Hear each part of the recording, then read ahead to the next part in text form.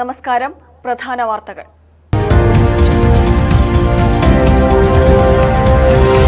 കേന്ദ്ര ആരോഗ്യമന്ത്രിയെ കാണുന്നത് വയനാട് മെഡിക്കൽ കോളേജിന് കൂടി വേണ്ടിയെന്ന് ആരോഗ്യമന്ത്രി വീണ ജോർജ്.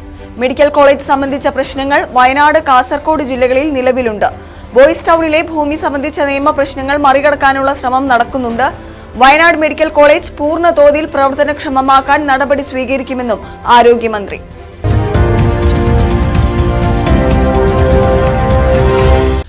രാത്രിയാത്രാ നിരോധനം നിലപാടിൽ ഉറച്ച കർണാടക. കഴിഞ്ഞ ദിവസം നൽകിയ സത്യവാങ്മൂലത്തിലും പാത പൂർണ്ണമായും അടച്ചിടണമെന്ന നിലപാട്. സുപ്രീംകോടതിയിൽ സത്യവാങ്മൂലം നൽകിയത് ബന്ദിപ്പൂർ കടുവാ സങ്കേതം ഡയറക്ടർ.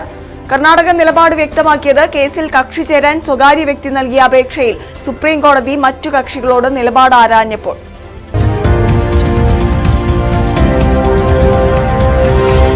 മൈസൂരുവിലെ പാരമ്പര്യ വൈദ്യൻ ഷാബാ ഷെരീഫിന്റെ കൊലപാതകം. പ്രതികൾക്ക് ശിക്ഷ വിധിച്ചു കോടതി. ശിക്ഷ വിധിച്ചത് മുഖ്യപ്രതി ഷൈബിൻ അഷ്റഫ്, രണ്ടാം പ്രതി ഷിഹാബുദ്ദീൻ, ആറാം പ്രതി നിഷാദ് എന്നിവർക്ക്. വിധി പ്രസ്താവിച്ചത് മഞ്ചേരി അഡീഷണൽ ജില്ലാ കോടതി.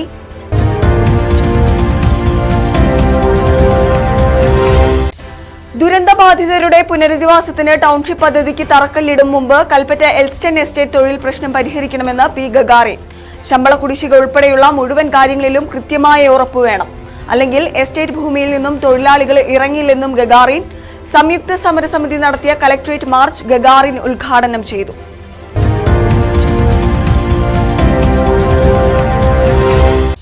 ലഹരിവേട്ട തുടർന്ന് പോലീസ്, എക്സൈസ് വകുപ്പുകൾ. ബത്തേരിയിൽ നിരോധിത പുകയില വിൽപ്പനക്കാരൻ പിടിയിൽ. മേപ്പാടിയിൽ പോക്സോ കേസിൽ ജാമ്യത്തിലിറങ്ങിയ പ്രതി കഞ്ചാവുമായി പിടിയിൽ.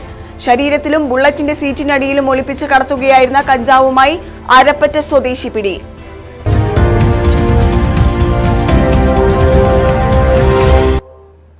വാർത്തകൾ വിശദമായി. കേന്ദ്ര ആരോഗ്യമന്ത്രിയെ കാണുന്നത് വയനാട് മെഡിക്കൽ കോളേജിനു കൂടി വേണ്ടിയെന്ന് ആരോഗ്യമന്ത്രി വീണ ജോർജ്. വൈത്തിരിയിൽ മാധ്യമങ്ങളോട് സംസാരിക്കുകയായിരുന്നു മന്ത്രി. കേന്ദ്രമന്ത്രിയുടെ ഓഫീസ് അറിയിച്ചാൽ മന്ത്രിയെ കാണും. വയനാട്, കാസർഗോഡ് ജില്ലകളിൽ മെഡിക്കൽ കോളേജ് സംബന്ധിച്ച പ്രശ്നമുണ്ട്. ബോയ്സ് ടൌണിലെ ഭൂമി സംബന്ധിച്ച നിയമപ്രശ്നങ്ങൾ മറികടക്കാനുള്ള ശ്രമത്തിലാണെന്നും മന്ത്രി പറഞ്ഞു. ഈ ഭൂമി ഏറ്റെടുത്തത് സംബന്ധിച്ച് നേരത്തെ ഹൈക്കോടതി സാങ്കേതിക കാര്യമാണ് ചൂണ്ടിക്കാട്ടിയത്. വയനാട് മെഡിക്കൽ കോളേജ് പൂർണ്ണ തോതിൽ പ്രവർത്തനക്ഷമമാക്കുന്നതിനുള്ള നടപടികൾ സ്വീകരിക്കുമെന്നും മന്ത്രി പറഞ്ഞു. 10 കോടി രൂപ മെഡിക്കൽ കൗൺസിൽ തന്നെ ഇപ്പോൾ അവിടെ കൊടുത്തത് നമുക്കിപ്പം മറ്റ് ഒരു സഹായം കിട്ടുന്നില്ലല്ലോ. ഞാനിപ്പോൾ കേന്ദ്രത്തോട് നേരത്തെയും ആവശ്യപ്പെട്ടിരുന്നു, ഇപ്പോഴും ആവശ്യപ്പെടുന്നത് വയനാടും കാസർഗോഡുമാണ് നമുക്കിനി മെഡിക്കൽ കോളേജ് സ്ഥാപിക്കാനുള്ളത്. പാലക്കാട് SC/ST ഡിപ്പാർട്ട്മെന്റിന്റെയാണ് മെഡിക്കൽ കോളേജ്. അപ്പോൾ മറ്റ് 11 നമുക്ക് മെഡിക്കൽ കോളേജുകൾ സാധ്യമായിട്ടുണ്ട്. ഏറ്റവും ഒടുവിലായത് പത്തനംതിട്ടയും ഇടുക്കിയുമാണ്. ഇനി നമുക്ക് മെഡിക്കൽ കോളേജുകൾ MBBS പഠനം, മെഡിക്കൽ വിദ്യാഭ്യാസം ആരംഭിക്കാനായിട്ടുള്ളത് വയനാടും കാസർഗോഡുമാണ്. അപ്പോൾ അതിനുള്ള ധനസഹായം രാജ്യത്തുടനീളം മെഡിക്കൽ കോളേജുകൾ കൊടുക്കുമ്പോൾ കേരളത്തിൽ പ്രത്യേകിച്ച് ഒരു ആസ്പിറേഷൻ ഡിസ്ട്രിക്റ്റ് ആണ് വയനാട്. അതുപോലെ കാസർഗോഡ് ജില്ല എൻഡോസൾഫാൻ ഇരകളായിട്ടുള്ള ഒരുപാട് സഹോദരങ്ങളുള്ള ജില്ലയാണ് കാസർഗോഡ്. അപ്പോൾ അതുകൊണ്ട് ഈ 2 ജില്ലകൾക്ക് ഒരു ധനസഹായം കൂടി നൽകണം എന്നുള്ളതാണ് ആവശ്യപ്പെട്ടിരിക്കുന്നത്. പക്ഷേ നമുക്കത് കിട്ടുമെന്ന് പ്രതീക്ഷിക്കുന്നു, കാരണം വീണ്ടും അപേക്ഷിക്കുകയാണ്. വൈത്തിരി താലൂക്ക് ആശുപത്രി കേരളത്തിന് മാതൃകയെന്ന് ആരോഗ്യമന്ത്രി വീണ ജോർജ്. ആശുപത്രിയിൽ സ്ത്രീകളുടെയും കുട്ടികളുടെയും ബ്ലോക്കിന്റെയും മറ്റ് സംവിധാനങ്ങളുടെയും ഉദ്ഘാടനം നിർവഹിച്ച് സംസാരിക്കുകയായിരുന്നു മന്ത്രി. കഴിഞ്ഞ 1 വർഷത്തിനിടയിലാണ് ആശുപത്രിയിൽ വലിയ മാറ്റമുണ്ടായത്. സ്വകാര്യ ആശുപത്രികളെ വെല്ലുന്ന സൗകര്യങ്ങളാണ് ഒരുക്കിയിട്ടുള്ളത്. കേരളത്തിലെ മികച്ച താലൂക്ക് ആശുപത്രികളിലൊന്നായി വൈത്തിരി മാറിയെന്നും മന്ത്രി അഭിപ്രായപ്പെട്ടു. 1 വർഷം മുൻപ് ആശുപത്രി സന്ദർശനത്തിനെത്തിയ മന്ത്രി വീണ ജോർജ് കണ്ടത് തീർത്തും ശോചനീയമായ കെട്ടിടങ്ങളും മറ്റ് സൗകര്യങ്ങളുമായിരുന്നു. ആശുപത്രി ജീവനക്കാർക്കും ജനപ്രതിനിധികൾക്കും പരാതികൾ മാത്രമായിരുന്നു. മാറ്റത്തിന് എന്താണ് ചെയ്യേണ്ടതെന്ന മന്ത്രിയുടെ ചോദ്യത്തിന് MLAയും മറ്റ് ജനപ്രതിനിധികളും ആശുപത്രി ജീവനക്കാരും വികസനത്തിന് തടസ്സം നിൽക്കുന്ന ചുരുക്കം ചില ജീവനക്കാരെ ആശുപത്രിയിൽ നിന്നും സ്ഥലം മാറ്റിത്തരണമെന്ന് ആവശ്യപ്പെട്ടു. മാസങ്ങൾക്കുള്ളിൽ തന്നെ മന്ത്രി കൃത്യമായി അത്തരക്കാരെ സ്ഥലം മാറ്റി. പിന്നീട് കണ്ടത് ഒത്തിണക്കത്തോടെ പ്രവർത്തിക്കുന്ന മറ്റൊരു ടീമിന്റെ മികവായിരുന്നു. ഇതോടെ പഴയ മാറാല പിടിച്ച കെട്ടിടങ്ങളെല്ലാം മാറി. വികസനത്തിന്റെ വിപ്ലവം തന്നെ വൈത്തിരി താലൂക്ക് ആശുപത്രിയിൽ കണ്ടു. ഇങ്ങനെ ആരംഭിച്ച സ്ത്രീകളുടെയും കുട്ടികളുടെയും ബ്ലോക്ക് ഉൾപ്പെടെയുള്ള സൗകര്യങ്ങളുടെ ഉദ്ഘാടനമാണ് മന്ത്രി നിർവഹിച്ചത്. 7.5 കോടി രൂപയാണ് കെട്ടിടത്തിന്റെ ചിലവ്. കൂടാതെ PP unit, lab, labour room, operation theatre, antenatal, post antenatal, കുട്ടികളുടെ വാർഡ് തുടങ്ങി 10ലേറെ പദ്ധതികളുടെ ഉദ്ഘാടനമാണ് മന്ത്രി നിർവഹിച്ചത്. വൈത്തിരി താലൂക്ക് ആശുപത്രി കേരളത്തിന് മാതൃകയെന്ന് മന്ത്രി അഭിപ്രായപ്പെട്ടു. സ്വകാര്യ മേഖലയെ വെല്ലുന്ന സൗകര്യങ്ങളാണ് ആശുപത്രിയിലുള്ളത്. കോടിക്കണക്കിന് രൂപയുടെ നിർമ്മാണ പ്രവർത്തനങ്ങൾ ഇപ്പോൾ നോക്കൂ, ഒരു പട്ടികവർഗ വിഭാഗത്തിൽപ്പെട്ട ആളുകൾ കൂടി ആശ്രയിക്കുന്ന ഒരു ആശുപത്രിയാണിത്. ആശുപത്രിയിലെ സൗകര്യം ഏത് സ്വകാര്യ മേഖലയിലെ ആശുപത്രിയുടെ സൗകര്യങ്ങളെ വെല്ലുന്ന നിലയിലുള്ള കാര്യങ്ങളാണ്. അപ്പോൾ ഓരോന്നിപ്പോൾ ഈ കാലഘട്ടത്തിലാണ് വയനാട് നമുക്ക് കാത്ത് ലാബ് ആരംഭിക്കാൻ കഴിഞ്ഞത്. കാർഡിയോളജി ആരംഭിച്ചു, പോസ്റ്റ് ക്രിയേറ്റ് ചെയ്തു, DMEയിൽ നിന്ന് അവിടെ കാളെ വിട്ടു, DHSൽ നിന്ന് നമുക്ക് പോസ്റ്റ് ക്രിയേഷൻ അവിടെ സാധ്യമാകുന്നു. അപ്പോൾ ആ നിലയിൽ നല്ല നിലയിൽ ഇപ്പോൾ ഇവിടെ തന്നെ നമ്മൾ എക്കോ ചെയ്യുന്നുണ്ട്. ഇവിടെ ആഴ്ചയിൽ 120ഓളം ആണ് നമുക്ക് വരുന്ന, 170 ഒരു മാസം 170 ടോട്ടൽ ഇവിടെ ചെയ്യുന്ന എക്കോ ഒരു താലൂക്ക് ആശുപത്രിയിലാണ് എന്നുള്ളത് നാം ആലോചിക്കണം. അപ്പോൾ അതാണ് ജനങ്ങളുടെ സന്തോഷം. നിലവിലെ ടീമിലെ ഒരംഗത്തെ പോലും സ്ഥലം മാറ്റരുതെന്ന അഭ്യർത്ഥനയും MLA അധ്യക്ഷ പ്രസംഗത്തിൽ മുന്നോട്ട് വെച്ചു. ചടങ്ങിൽ ജില്ലാ panchayat president Samshad Marakkar, block panchayat president Chandrika Krishnan, Vythiri panchayat president MV Vijesh, DMO T Mohandas തുടങ്ങിയവർ സംസാരിച്ചു. മലനാട് ന്യൂസ്, വൈത്തിരി. ആരോഗ്യമന്ത്രി വീണ ജോർജ് ഉദ്ഘാടനത്തിനെത്തിയപ്പോൾ ആശുപത്രി പരിസരത്ത് വെടിക്കെട്ടും ചെണ്ടമേളവും. വൈത്തിരി താലൂക്ക് ആശുപത്രിയിലാണ് മന്ത്രിയെ സ്വീകരിക്കാൻ സംഘാടകർ ശബ്ദകോലാഹലങ്ങൾ തീർത്തത്. അത്യാഹിത വിഭാഗം ഉൾപ്പെടെ പ്രവർത്തിക്കുന്ന കെട്ടിടത്തിന് സമീപമാണ് സ്വീകരണം ഒരുക്കിയത്. ആശുപത്രി പരിസരത്ത് പടക്കം പൊട്ടിക്കുന്നത് ഒഴിവാക്കണമായിരുന്നുവെന്ന് മന്ത്രി ഉദ്ഘാടന പ്രസംഗത്തിൽ പറയുകയും ചെയ്തു. വൈത്തിരി താലൂക്ക് ആശുപത്രിയിൽ വിവിധ ബ്ലോക്കുകളുടെയും മറ്റു പദ്ധതികളുടെയും ഉദ്ഘാടന ചടങ്ങാണ് അല്പം അതിരുകടന്നത്. ഉദ്ഘാടനത്തിനെത്തിയ മന്ത്രിയെ സംഘാടകർ സ്വീകരിച്ചത് ഇങ്ങനെ.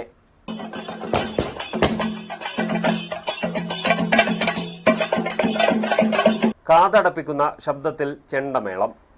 മന്ത്രി വന്നിറങ്ങിയത് മുതൽ ഏതാണ്ട് 5 മിനിറ്റ് നേരം നീണ്ടു നിൽക്കുന്ന വെടിക്കെട്ട്.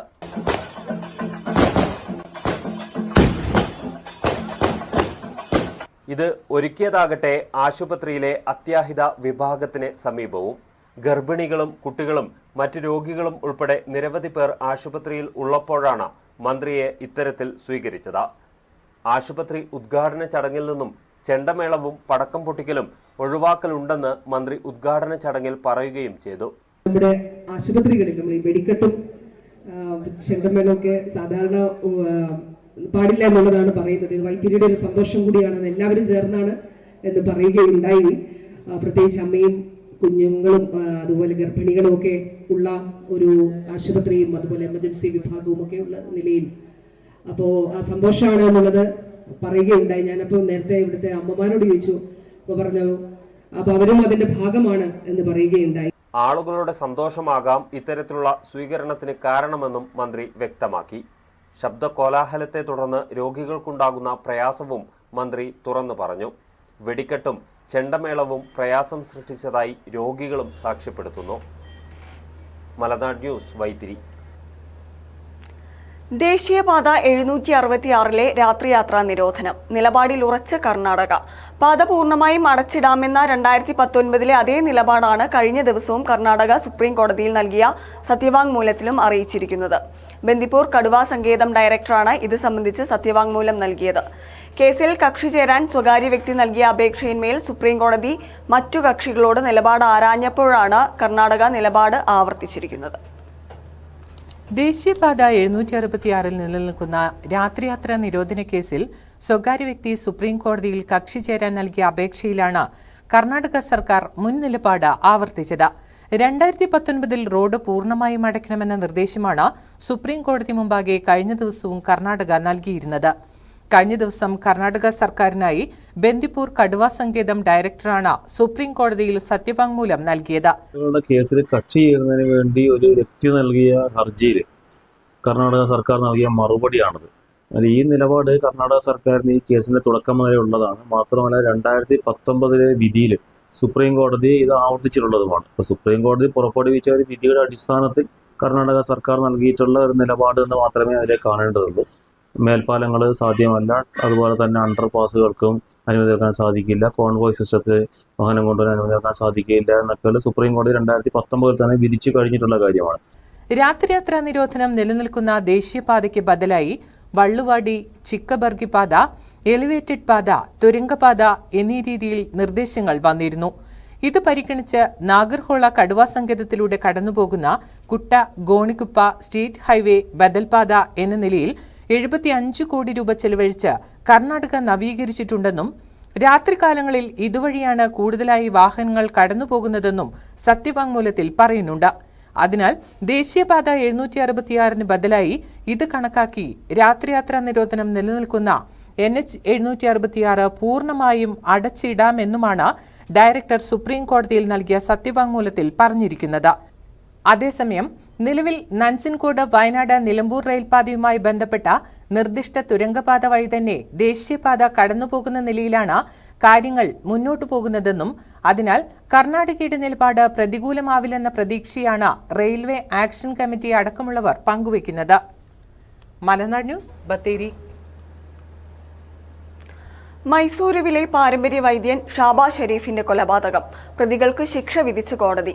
മുഖ്യപ്രതി ഷൈബിൻ അഷ്റഫ്, രണ്ടാം പ്രതി ശിഹാബുദ്ദീൻ, ആറാം പ്രതി നിഷാദ് എന്നിവർക്കാണ് ശിക്ഷ വിധിച്ചത്. മഞ്ചേരി അഡീഷണൽ ജില്ലാ കോടതിയാണ് ഇന്ന് വിധി പ്രസ്താവിച്ചത്. മൈസൂരുവിലെ പാരമ്പര്യ വൈദ്യൻ ഷാബാ ഷെരീഫിന്റെ കൊലപാതകത്തിൽ കോടതി കുറ്റക്കാരെന്ന് കണ്ടെത്തിയ പ്രതികൾക്കുള്ള ശിക്ഷ വിധിച്ചു. മുഖ്യപ്രതി ഷൈബിൻ അഷ്റഫിന് 11 വർഷം 9 മാസവും തടവ് ശിക്ഷയും 2 ലക്ഷം രൂപ പിഴയും, രണ്ടാം പ്രതി ഷിഹാബുദ്ദീന് 6 വർഷവും 9 മാസം തടവ് ശിക്ഷയും 15,000 രൂപ പിഴയും, ആറാം പ്രതി നിഷാദിന് 3 വർഷവും 9 മാസവും തടവ് ശിക്ഷയും 15,000 രൂപയുമാണ് പിഴ. മഞ്ചേരി അഡീഷണൽ ജില്ലാ കോടതിയാണ് വിധി പറഞ്ഞത്. വ്യാഴാഴ്ചയാണ് മൂവരും കുറ്റക്കാരാണെന്ന് കോടതി കണ്ടെത്തിയത്. കേസിൽ കുറ്റക്കാരല്ലെന്ന് കണ്ടെത്തി 13 പേരെ വെറുതെ വിടുകയും ചെയ്തിരുന്നു. 2019 ഷാബാ ഷെരീഫിനെ മൈസൂരിലെ വീട്ടിൽ നിന്നും മൂലക്കുരു ചികിത്സയുടെ ഒറ്റമൂലി ചോർത്താൻ പ്രതികൾ തട്ടിക്കൊണ്ടുവന്നത്. ഒളിവിൽ പാർപ്പിച്ചിരുന്ന ഷാബാ ഷെരീഫിനെ 2020 കൊലപ്പെടുത്തിയെന്നാണ് കേസ്. മലനാട് ന്യൂസ്, ബത്തേരി. ദുരന്തബാധിതരുടെ പുനരധിവാസത്തിന് ടൗൺഷിപ്പ് പദ്ധതിക്ക് തറക്കല്ലിടും മുമ്പ് കൽപ്പറ്റ എൽസ്റ്റൺ എസ്റ്റേറ്റിൽ തൊഴിൽ പ്രശ്നം പരിഹരിക്കണമെന്ന് CITU ട്രഷറർ P. ഗഗാറിൻ. സംയുക്ത സമരസമിതി നടത്തിയ കലക്ട്രേറ്റ് മാർച്ച് ഉദ്ഘാടനം ചെയ്ത് സംസാരിക്കുകയായിരുന്നു അദ്ദേഹം. ശമ്പള കുടിശ്ശിക ഉൾപ്പെടെയുള്ള മുഴുവൻ കാര്യങ്ങളിലും കൃത്യമായി ഉറപ്പുവേണം, അല്ലെങ്കിൽ എസ്റ്റേറ്റ് ഭൂമിയിൽ നിന്നും തൊഴിലാളികൾ ഇറങ്ങില്ലെന്നും അദ്ദേഹം വ്യക്തമാക്കി.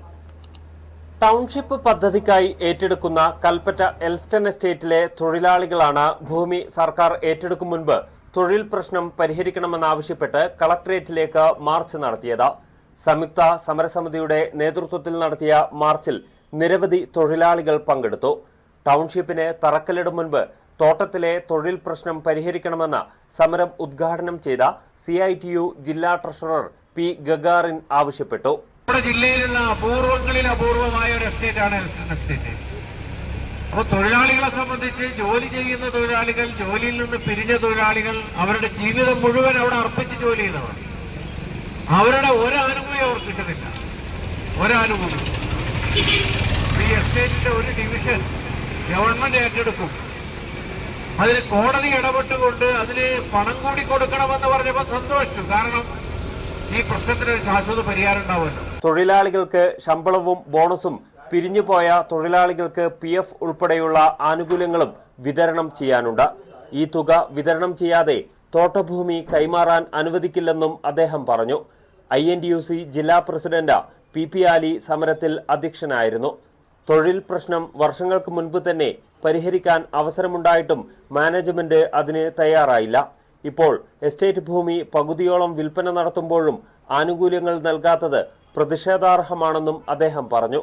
സമരത്തിൽ വിവിധ ട്രേഡ് യൂണിയൻ നേതാക്കൾ പങ്കെടുത്തു. മലനാട് ന്യൂസ്, കൽപ്പറ്റ. സുൽത്താൻ ബത്തേരി ടൗൺ കേന്ദ്രീകരിച്ച് നിരോധിത പുകയില ഉൽപ്പന്നങ്ങൾ വിൽപ്പന നടത്തുന്ന മൊത്ത കച്ചവടക്കാരൻ എക്സൈസ് പിടിയിൽ. ഉത്തർപ്രദേശ് സ്വദേശി അശോകാണ് പിടിയിലായത്. ഇയാൾ ബത്തേരി മാനിക്കുനിയിലാണ് താമസിക്കുന്നത്. ഇയാളുടെ പേരിൽ ബത്തേരി കൊളകപ്പാറ പ്രവർത്തിക്കുന്ന പാഴ്സൽ സർവീസ് കേന്ദ്രത്തിലെത്തിയ ഒരു പാഴ്സലിൽ ലഹരി വസ്തുക്കളുടെ സാന്നിധ്യമുണ്ടെന്ന് ജീവനക്കാർക്ക് വിവരം ലഭിച്ചിരുന്നു. ഈ വിവരം ബത്തേരി എക്സൈസ് ഇൻസ്പെക്ടറെ അറിയിച്ചതിന്റെ അടിസ്ഥാനത്തിൽ എക്സൈസ് അധികൃതർ പാഴ്സൽ സർവീസ് കേന്ദ്രത്തിൽ നടത്തിയ പരിശോധനയിലാണ് ലഹരി വസ്തുക്കൾ കണ്ടെടുത്തത്. പിന്നീട് പ്രതിയുടെ വീട്ടിൽ നടത്തിയ പരിശോധനയിൽ 85 കിലോഗ്രാം ഹാൻഡ്സ് അടക്കമുള്ള നിരോധിത പുകയില ഉൽപ്പന്നങ്ങൾ കണ്ടെടുത്തു. ഇയാൾക്കെതിരെ കോട്ട്പ നിയമപ്രകാരം കേസ് രജിസ്റ്റർ ചെയ്തു. എക്സൈസ് ഇൻസ്പെക്ടർമാരായ P Baburaj, V K Manikandan എന്നിവരുടെ നേതൃത്വത്തിലുള്ള സംഘമാണ് പരിശോധന നടത്തിയത്.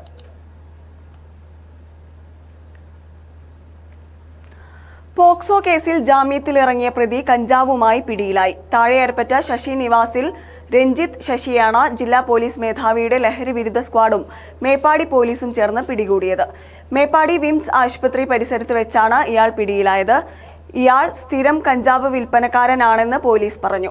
കണ്ണൂർ ടൗൺ സ്റ്റേഷനിൽ കവർച്ച കേസിലും മേപ്പാടി സ്റ്റേഷനിൽ കഞ്ചാവ് കേസിലും മോഷണ കേസിലും പോക്സോ കേസിലും പ്രതിയാണ്.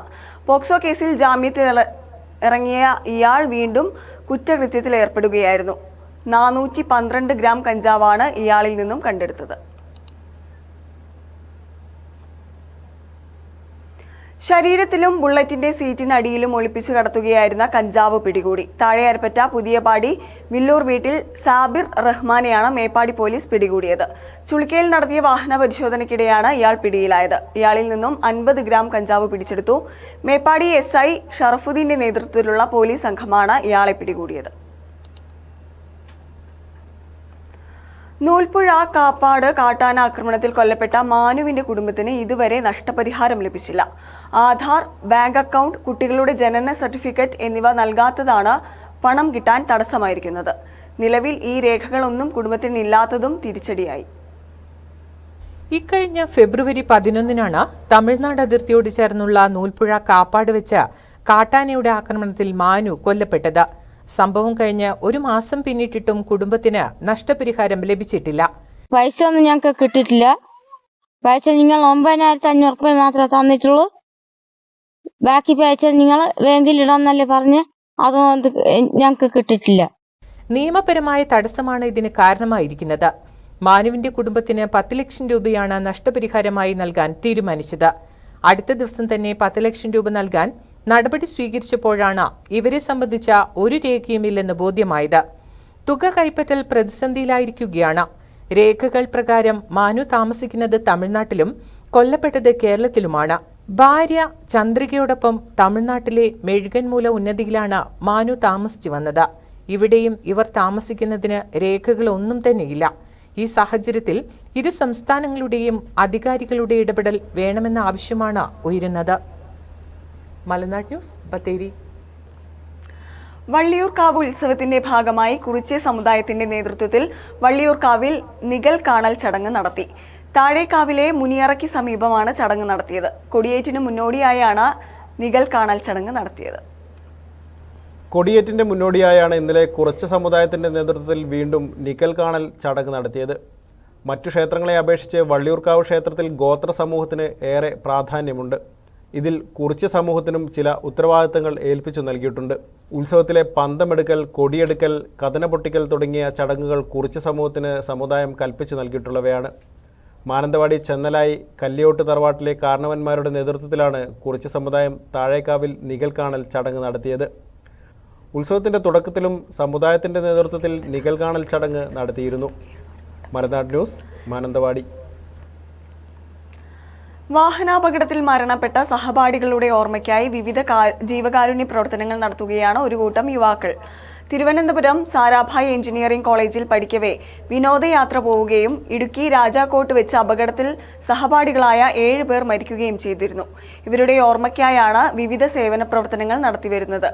മുട്ടിൽ വയനാട് ഓർഫനേജിലെ കേൾവി പരിമിതിയുള്ള 18 കുട്ടികൾക്ക് ശ്രവണ സഹായി വിതരണമാണ് ഇത്തവണ നടത്തുന്നത്.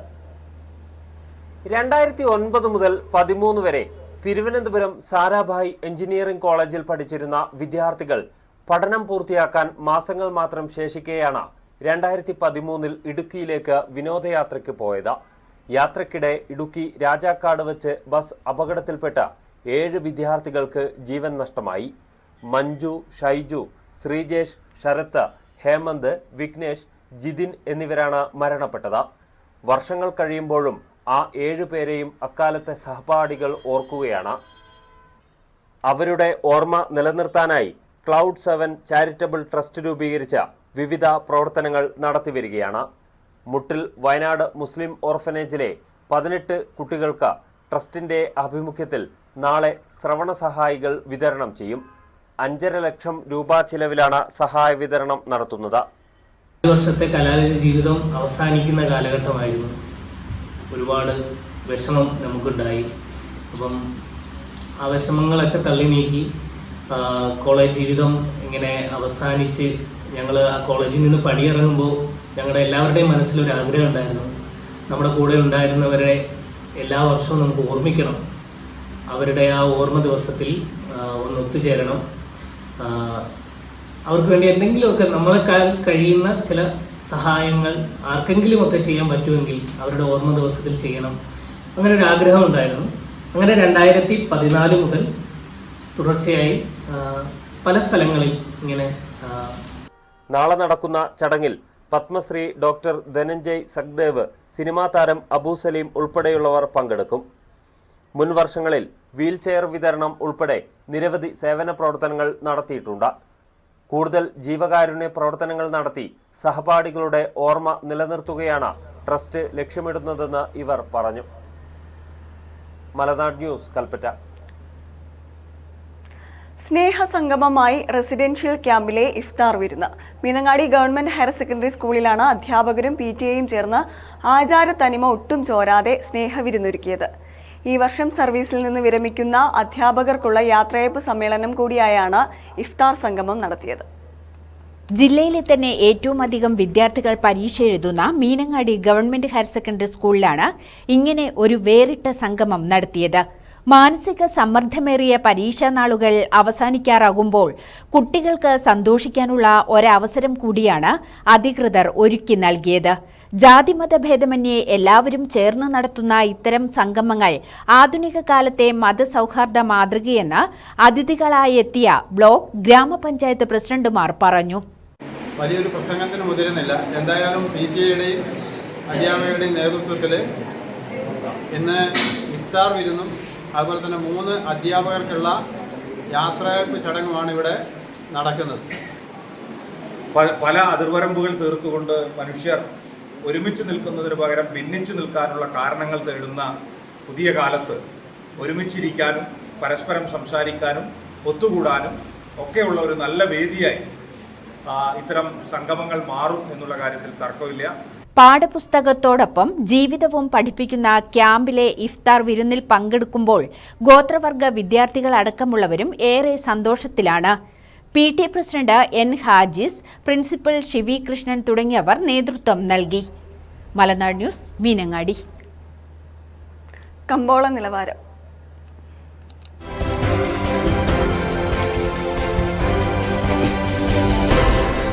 കാപ്പിപ്പരിപ്പ് കിലോയ്ക്ക് 430, ഉണ്ടക്കാപ്പി കിലോയ്ക്ക് 268, കുരുമുളക് വയനാടൻ കിലോയ്ക്ക് 690, കുരുമുളക് ചേട്ടൻ കിലോയ്ക്ക് 680, നേന്ത്രക്കായ് കിലോയ്ക്ക് 48, ഇഞ്ചി ചാക്കിന് 1400, ചേന ചാക്കിന് 3100, റബ്ബർ കിലോയ്ക്ക് 180, സ്വർണം പവന് 65,840, വെള്ളിഗ്രാമിന് 98 രൂപ. പ്രധാന വാർത്തകൾ ഒരിക്കൽ കൂടി.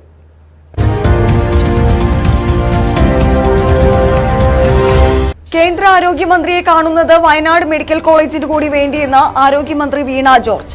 മെഡിക്കൽ കോളേജ് സംബന്ധിച്ച പ്രശ്നങ്ങൾ വയനാട്, കാസർഗോഡ് ജില്ലകളിൽ നിലവിലുണ്ട്. ബോയ്സ് ടൗണിലെ ഭൂമി സംബന്ധിച്ച നിയമ പ്രശ്നങ്ങൾ മറികടക്കാനുള്ള ശ്രമം നടക്കുന്നുണ്ട്.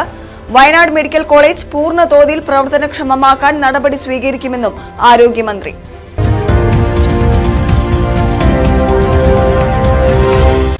രാത്രിയാത്രാ നിരോധനം നിലപാടിൽ ഉറച്ച കർണാടക. കഴിഞ്ഞ ദിവസം നൽകിയ സത്യവാങ്മൂലത്തിലും പാത പൂർണ്ണമായും അടച്ചിടണമെന്ന നിലപാട്.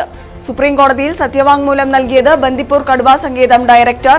കർണാടക നിലപാട് വ്യക്തമാക്കിയത് കേസിൽ കക്ഷി ചേരാൻ സ്വകാര്യ വ്യക്തി നൽകിയ അപേക്ഷയിൽ സുപ്രീം കോടതി മറ്റു കക്ഷികളോട് നിലപാട് ആരാഞ്ഞപ്പോൾ.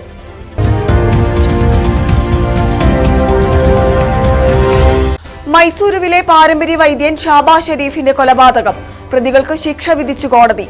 ശിക്ഷ വിധിച്ചത് മുഖ്യപ്രതി ഷൈബിൻ അഷ്റഫ്, 2ാം പ്രതി ഷിഹാബുദ്ദീൻ, 6ാം പ്രതി നിഷാദ് എന്നിവർക്ക്. വിധി പ്രസ്താവിച്ചത് മഞ്ചേരി അഡീഷണൽ ജില്ലാ കോടതി.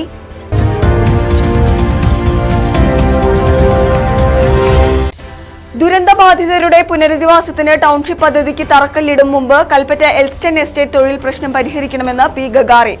ശമ്പള കുടിശ്ശിക ഉൾപ്പെടെയുള്ള മുഴുവൻ കാര്യങ്ങളിലും കൃത്യമായ ഉറപ്പ് വേണം, അല്ലെങ്കിൽ എസ്റ്റേറ്റ് ഭൂമിയിൽ നിന്നും തൊഴിലാളികൾ ഇറങ്ങില്ലെന്നും ഗഗാറിൻ. സംയുക്ത സമരസമിതി നടത്തിയ കലക്ട്രേറ്റ് മാർച്ച് ഗഗാറിൻ ഉദ്ഘാടനം ചെയ്തു.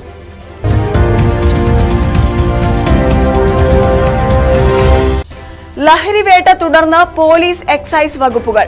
ബത്തേരിയിൽ നിരോധിത പുകയില വിൽപ്പനക്കാരൻ പിടിയിൽ. മേപ്പാടിയിൽ പോക്സോ കേസിൽ ജാമ്യത്തിലിറങ്ങിയ പ്രതി കഞ്ചാവുമായി പിടിയിൽ. ശരീരത്തിലും ബുള്ളറ്റിന്റെ സീറ്റിനടിയിലും ഒളിപ്പിച്ച് കടത്തുകയായിരുന്ന കഞ്ചാവുമായി അരപ്പറ്റ സ്വദേശി പിടിയിൽ.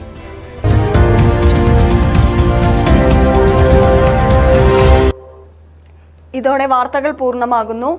ഇനി മലനാട് കേബിൾ ഉപഭോക്താക്കൾക്കുള്ള അറിയിപ്പാണ്. മലനാട് കേബിൾ നെറ്റ്വർക്കിലെ സെറ്റ് ടോപ്പ് ബോക്സുകളുടെ സോഫ്റ്റ്വെയർ അപ്ഡേഷൻ വരും ദിവസങ്ങളിൽ നടക്കും.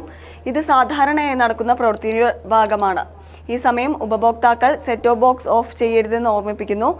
സെറ്റ് ടോപ്പ് ബോക്സ് സോഫ്റ്റ്വെയർ അപ്ഡേഷനുമായി മാന്യ ഉപഭോക്താക്കൾ സഹകരിക്കുക.